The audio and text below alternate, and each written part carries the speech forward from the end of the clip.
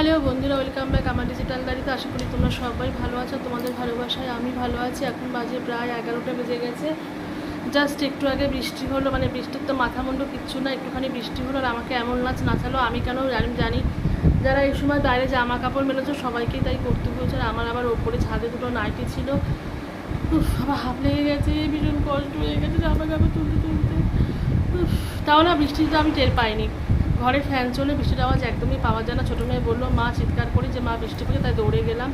ওই যে দৌড়ে দৌড়ে গেছি, হাফ লেগে গেছে। আবার ওপরে গেছি, মা দুটো নাইটি তুলেছি, তুলে বসে পড়েছি ফ্যানের তলায়। ভাবলাম এই অভিজ্ঞতাটা তোমাদের সঙ্গে শেয়ার করি, কারণ জামা কাপড় তো বৃষ্টির মধ্যে আমিই তুলি, আর তো কেউ তুলি না এমন ভাব করছি।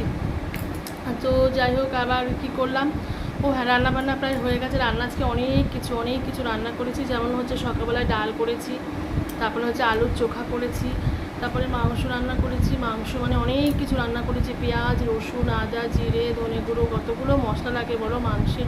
তো এতগুলো মশলা টশলা দিয়ে মাংসটা তো করতে হয়। তো আর কিছু করবো না, কারণ রবিবার দিন মাংস করলে মেয়েরা অন্য কিছু খেতেও চায় না। আর একটু চাটনি করার ইচ্ছা আছে। এখন হাঁপিয়ে হেঁপকে গেছি, একটু রেস্ট নিয়ে নিই, একটু বসে নিই, তারপরে করব। একটা স্পেশাল কাজ করেছি আজকে, তোমাদেরকে দেখাচ্ছি।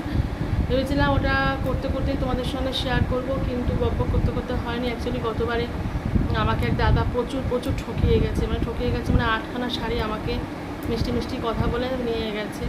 ঠাকুর দেবতার কথা বলছিল, আর আমি একটু ইমোশনাল হয়ে গেছি। আমি সেই 8খানা শাড়ি দিয়ে দিয়েছি ওনাকে। যদিও সিফনের সিনথেটিক শাড়িটা ছিল, কিন্তু তবুও চলে যাওয়ার পরে ভাবছি যা, আমি তো পুরো ঠকে গেলাম। তখন থেকে আমার ঠিক ছিল দাদাকে এবার আমি ঠকাবো। তো পরশু দিন এসেছিলেন, আমি বললাম যে আপনি সানডেতে আসবেন, আমি বাড়ি থাকবো। তো আজকে এসেছিলো, তো দুটো জিনিস দাদার থেকে নিয়েছি। তা আমি দাদাকে ঠকিয়েছি কিনা জানি না, কিন্তু আজকে আমি সেই ফাঁদে আর পা দিইনি। আজকে উনি ভালো ভালো কথা বলছিলেন, কিন্তু আমি একদম স্ট্রিক্ট ছিলাম যে আমি এতটুকু ঠকবো না। দেখো, তো এই হচ্ছে এই ঝুড়ি দুটো আজকে নিয়েছি আমি, তরকারি ঢাকার ঝুড়ি। আমার তরকারি ঢাকা ঝুড়িগুলো একদম নষ্ট হয়ে গেছিলো, তো ওই প্লাস্টিকের দুটো ঝুড়ি নিলাম। আজকে একটা শাড়ি দিয়েছি একদম, সেটা নষ্ট হয়ে যাওয়ার শাড়ি। আর সব ছোটো মেয়ে জামা কাপড় সব অনেকগুলো স্টক হয়েছিল, তো সেগুলো এক জায়গায় রেখেছিলাম জমে, তো সেগুলো দিয়েছি। উনি বারবার বলছে শাড়ি দিন। আমি বলছি শাড়ি নেই, না হলে তুমি চলে যাও। তো লাস্ট অব্দি দুটো ঝুড়ি নিয়েছি, এগুলো তরকারি ঢাকা হয়ে জন্য। তো ভাবলাম এটা তোমাদেরকে একটুখানি বলি। আর আচ্ছা, আমার বকবকগুলো তোমরা কেন শোনো বলো তো? তোমাদের কি খেয়ে বসে কোনো কাজ নেই?